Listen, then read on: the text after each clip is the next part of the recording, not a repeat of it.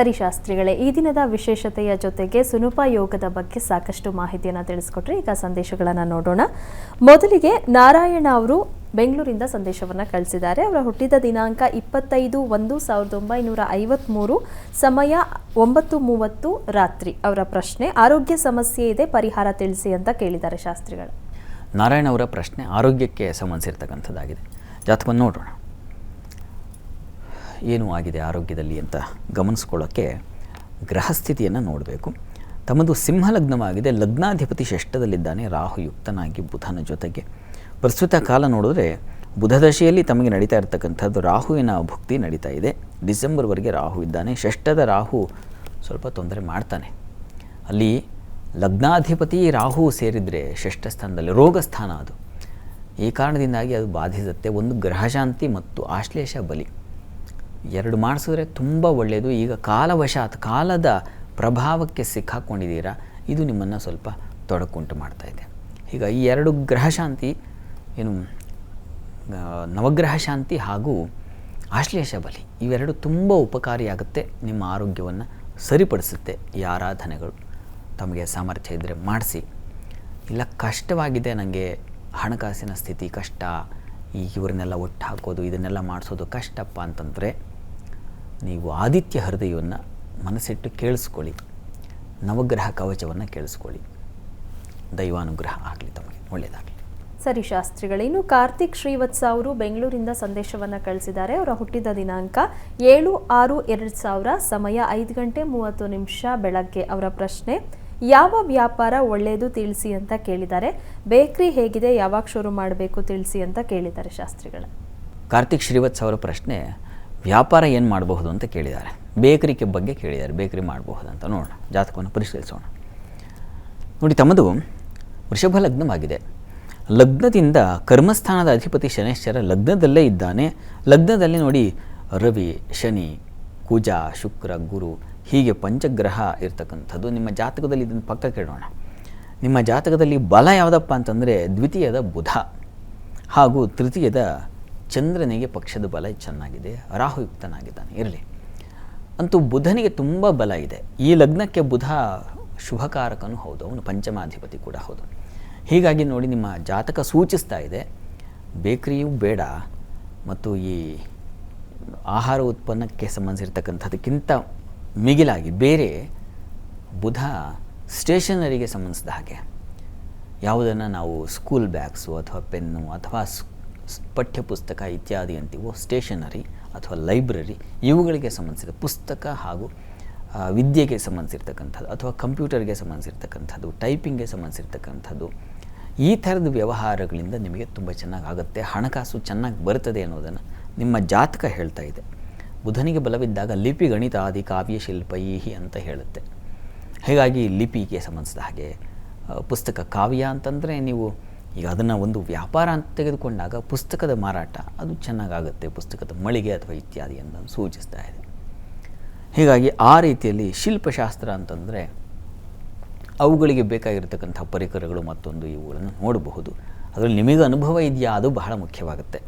ಹಾಗಾಗಿ ಅದಕ್ಕೆ ಅಂತ ಒಂದಷ್ಟು ಟ್ರೈನಿಂಗ್ ತೊಗೊಂಡು ಮತ್ತೆ ನೀವು, ಯಾಕೆಂದರೆ ಇನ್ನೂ ವಯಸ್ಸಿದೆ, ನೀವು ಪ್ರಯತ್ನ ಮಾಡಬಹುದು. ಆ ಕ್ಷೇತ್ರಗಳಲ್ಲಿ ದುಡಿಯೋದ್ರಿಂದ ಹೆಚ್ಚಿನ ಅವಕಾಶ ಇದೆ ಅನ್ನೋದನ್ನು ಸೂಚಿಸ್ತಾ ಇದೆ. ನೋಡಿ, ಆ ರೀತಿಯಲ್ಲಿ ಪ್ರಯತ್ನ ಮಾಡಿ. ಇಲ್ಲ, ನನಗೆ ಫುಡ್ ಬಿಸ್ನೆಸ್ ಇಷ್ಟ ಇದೆ ಅಂತಂದರೆ, ಅದರಲ್ಲಿ ಮಾಡಬೇಕು ಅನ್ನೋ ಆಸೆ ಇದೆ ಅಂದರೆ ಮಾಡಬಹುದು. ಚಂದ್ರನಿಗೆ ಬಲ ಇದೆ, ಇಲ್ಲ ಅಂತಲ್ಲ. ಇನ್ನೊಬ್ಬರ ಸಪೋರ್ಟ್ ತೊಗೊಂಡು ಮಾಡಬೇಕಾಗತ್ತೆ. ಅದನ್ನು ಯೋಚನೆ ಮಾಡಬೇಕು. ಅಂದರೆ ಇನ್ನೊಬ್ಬರ ಜಾತಕ ನಿಮಗೆ ಹೊಂದಾಣಿಕೆ ಆಗ್ತಕ್ಕಂಥ ಇತ್ಯಾದಿ ಎಲ್ಲ ಸ್ವಲ್ಪ ವಿವರವಾಗಿ ನೋಡಬೇಕಾಗುತ್ತೆ. ಸದ್ಯಕ್ಕೆ ನಿಮ್ಮ ಜಾತಕದಲ್ಲಿ ಬುಧ ಚೆನ್ನಾಗಿರೋದರಿಂದ ಶಾಲೆಗೆ ಸಂಬಂಧಿಸಿರ್ತಕ್ಕಂಥ ಪ್ರಯತ್ನ ಮಾಡಬಹುದು. ಒಳ್ಳೆಯದಾಗಲಿ. ಸರಿ ಶಾಸ್ತ್ರಿಗಳೇ, ಇನ್ನು ಚೈತ್ರ ನಾಗರಾಜ್ ಅವರು ದಾವಣಗೆರೆಯಿಂದ ಸಂದೇಶವನ್ನು ಕಳಿಸಿದ್ದಾರೆ. ಅವರ ಹುಟ್ಟಿದ ದಿನಾಂಕ 5/11/1990, ಸಮಯ 10:10 ರಾತ್ರಿ. ಅವರ ಪ್ರಶ್ನೆ, ಗಂಡನಿಂದ ಹಿಂಸೆ ಆಗ್ತಾ ಇದೆ, ವಿಚ್ಛೇದನ ಪಡಿಬಹುದಾ, ಪರಿಹಾರ ನೀಡಿ ಅಂತ ಕೇಳಿದ್ದಾರೆ ಶಾಸ್ತ್ರಿಗಳು. ಚೈತ್ರ ನಾಗರಾಜ್ ಅವರ ಪ್ರಶ್ನೆ, ವಿವಾಹಕ್ಕೆ ಅಲ್ಲಿ ದಾಂಪತ್ಯ ಜೀವನ ತೊಂದರೆ ಆಗಿದೆ, ಅದಕ್ಕೆ ಹೊರಗೆ ಹೋಗಬೇಡ ಅನ್ನೋ ಯೋಚನೆಯಿದ್ದಾರೆ. ನೋಡೋಣ, ಜಾತಕವನ್ನು ಪರಿಶೀಲಿಸೋಣ. ನೋಡಿ, ನಿಮ್ಮ ಮನೆಯವರ ಜಾತಕವನ್ನು ಕಳಿಸಿದರೆ ತುಂಬ ಚೆನ್ನಾಗಿರ್ತಾ ಇತ್ತು. ಸಾಮ್ಯತೆ, ದಶಾಭಕ್ತಿ ಇತ್ಯಾದಿಗಳನ್ನು ನೋಡಿಕೊಂಡು ತಿದ್ದುಕೊಳ್ಳಿಕ್ಕೆ ಅವಕಾಶ ಇದೆಯಾ ಅಂತ ನೋಡಬಹುದಿತ್ತು. ನೀವು ನಿಮ್ಮ ಜಾತಕ ಕಳಿಸಿದ್ದೀರಾ. ನಿಮ್ಮ ಜಾತಕದಲ್ಲಿ ಸಪ್ತಮಾಧಿಪತಿ ಗುರು ಬಲಿಷ್ಠನಾಗಿದ್ದಾನೆ, ಕೇತು ಜೊತೆಗಿದ್ದಾನೆ ಕುಟುಂಬ ಸ್ಥಾನದಲ್ಲಿ ಇರಲಿ, ಅದು ಒಂದು ಬಲ. ನೋಡೋಣ. ಸಪ್ತಮ ಸ್ಥಾನದಲ್ಲಿ ಅಷ್ಟಮಾಧಿಪತಿ ಶನೈಶ್ಚರ ಇರ್ತಕ್ಕಂಥದ್ದು ಮತ್ತು ರಾಹು ಅಷ್ಟಮದಲ್ಲಿರ್ತಕ್ಕಂಥದ್ದು, ಇವು ಎರಡು ದೋಷವೇ. ಸಪ್ತಮ ಕಲತ್ರಭೇ ಪಾಪಯುತೇಥ ದೃಷ್ಟೇ ಕಲತ್ರ ಹಾನಿಮ್ ಅಂತ ಹೇಳುತ್ತೆ. ವಿವಾಹ ಪೂರ್ವದಲ್ಲಿ ಇದಕ್ಕೊಂದು ಶಾಂತಿ ಇತ್ಯಾದಿ ಮಾಡಿಸಿ ಪ್ರಯತ್ನ ಮಾಡಬೇಕಿತ್ತು, ಗೊತ್ತಿಲ್ಲ. ಈಗ ನಿಮಗೆ ರವಿ ಭುಕ್ತಿ ನಡೀತಾ ಇದೆ. ಈಗ ರವಿ ನಿಮ್ಮ ಜಾತಕದಲ್ಲಿ ನೀಚ ಸ್ಥಾನದಲ್ಲಿದ್ದಾನೆ. ಅವನು ಮನಸ್ಸಿನ ಸ್ಥಾನದಲ್ಲಿ ಶತ್ರು ಕ್ಷೇತ್ರದಲ್ಲಿ ಇರ್ತಕ್ಕಂಥದ್ದು, ಬಲಹೀನಾಗಿರೋದು. ಧೃತಿಯಾಧಿಪತಿ ಅವನು, ವಿಕ್ರಮ ಸ್ಥಾನದ ಅಧಿಪತಿ. ಹೀಗಾಗಿ ಬಲಹೀನತೆಯನ್ನು ತಂದುಕೊಟ್ಟು ನಿಮಗೆ ಭಯ ಇತ್ಯಾದಿಗಳನ್ನು ಉಂಟು ಮಾಡುತ್ತೆ. ನಿಮ್ಮ ಜಾತಕದ ಪ್ರಕಾರ ವಿವಾಹ ಸ್ಥಾನ ನಿಮಗೆ ಅಷ್ಟು ಬಲವಾಗಿಲ್ಲ, ಸೌಖ್ಯವಾಗಿಲ್ಲ. ಇದು ಕಾರಣ ನೀವು ಈಗ ಅಷ್ಟು ಹಿಂಸೆ ಆಗ್ತಾ ಇದೆ ಅಂತಂದರೆ ಕುಟುಂಬದವ್ರ ಜೊತೆಗೆ ಒಂದು ಸಲ ಸಮಾಲೋಚನೆ ಮಾಡಿ. ಬಹಳ ಹೊರಗೆ ಬಂದ್ಬಿಡೋದು ಬಹಳ ಸುಲಭ. ಈಗಿನವ್ರಿಗೇನಾಗಿದೆ, ಸ್ವಲ್ಪ ತಾಳ್ಮೆ ಬಹಳ ಕಡಿಮೆ. ಈಗಿನ ನಾನು ಸಾಕಷ್ಟು ಜಾತಕಗಳನ್ನು ಪರಿಶೀಲಿಸಿ ಸುಮಾರು ಜನರ ಬಳಿ ಮಾತಾಡಿ ಈ ಮಾತನ್ನು ಹೇಳ್ತಾ ಇದ್ದೀನಿ. ಎಷ್ಟೋ ಈಗಿನ ಹೆಣ್ಣುಮಕ್ಕಳಿಗೆ ಅಥವಾ ಇಬ್ಬರಿಗೂ ತಾಳ್ಮೆ ಅನ್ನೋದು ಲವಲೇಶವೂ ಇಲ್ಲ. ಹಿಂದಿನವರೆಲ್ಲ ಎಷ್ಟು ಕಷ್ಟಪಡ್ತಾ ಇದ್ದರು ಅಂತಂದರೆ ಉಳಿಸ್ಕೊಳ್ಳೋಕ್ಕೆ ಒಂದು ಮರ್ಯಾದೆಗೆ, ಒಂದು ಕುಟುಂಬದ ಮರ್ಯಾದೆ, ದೊಡ್ಡವರ ಒಂದು ಹೀಗೆ ಒಂದು ಮಾತಿಗೆ ಕಟ್ಟು ಬಿದ್ದು ಬೇರೆ ಎಲ್ಲವನ್ನು ಪಕ್ಕಕ್ಕಿಟ್ಟು ಹೋಗ್ತಾಯಿದ್ರು, ಸಂಸಾರ ನಡೆಸ್ತಾ ಇದ್ದರು. ಈಗಿನವ್ರು ಏನಾಗಿದೆ, ಹಣಬಲ ಚೆನ್ನಾಗಿದೆ ಮತ್ತು ನಿಮಗೆ ಸಮಾಜದ ಸ್ಥಾನ ಭದ್ರತೆ ಇವೆಲ್ಲ ಚೆನ್ನಾಗಿರೋದ್ರಿಂದ ಬಹಳ ಬೇಗದೆ ಸಾಕು, ಹೊರಗೆ ಬಂದುಬಿಡೋಣ, ನಮ್ಮ ಸುಖಕ್ಕಾಗಿ ಯಾಕೆ ಇಷ್ಟು ಒದ್ದಾಡೋದು. ಅದು ಒಪ್ಕೊಳ್ತೀನಿ, ಹೌದು, ಸುಖವೇ ಇಲ್ಲದಾಗ ಜೀವನ ಮಾಡೋದು ಈ ತೀರಾ ಅನಿವಾರ್ಯ ಪರಿಸ್ಥಿತಿ ಎಂದಾಗ ಆ ಮಾತಿಗೆ ಅಥವಾ ಆ ಒಂದು ಪರಿಹಾರಕ್ಕೆ ಹೋಗೋದು ಒಳ್ಳೆಯದು. ಆದರೆ ಒಂದು ಸಲ ಹಿರಿಯರನ್ನೆಲ್ಲ ಕರೆಸಿ ಅಥವಾ ನೀವೇ ನಿಮ್ಮ ವಸ್ತುತಃ ಯಾರೋ ಹೇಳಿದ ಮಾತಿಗಿನ್ನ ನಾವೇ ಸರಿ ಹೋಗೋದು ಬಹಳ ಒಳ್ಳೆಯದು.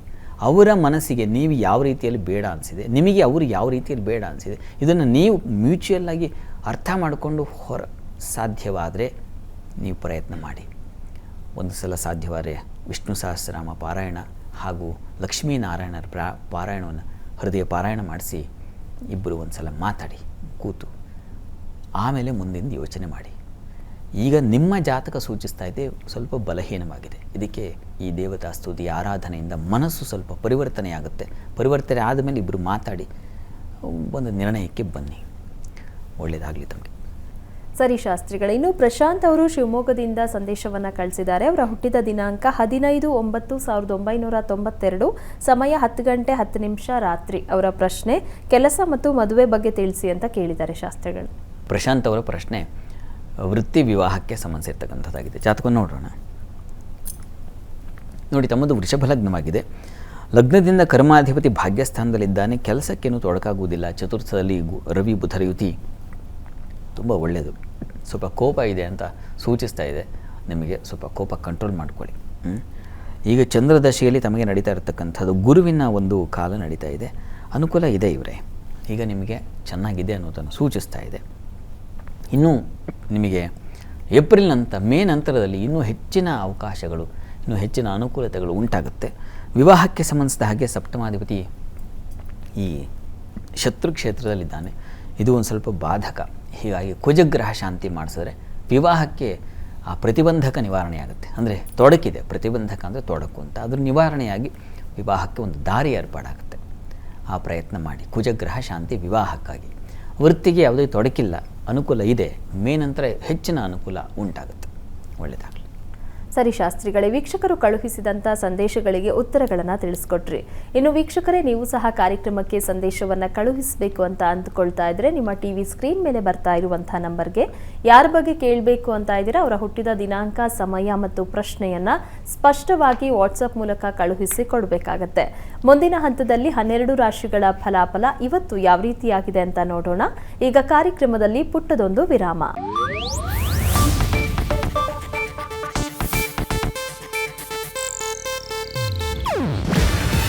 ಇದು ಏಷ್ಯಾನೆಟ್ ನ್ಯೂಸ್ ನೆಟ್ವರ್ಕ್ ಪ್ರಸ್ತುತಿ. ನೀವು ನೋಡ್ತಿದ್ದೀರಾ ಏಷ್ಯಾನೆಟ್ ಸುವರ್ಣ ನ್ಯೂಸ್.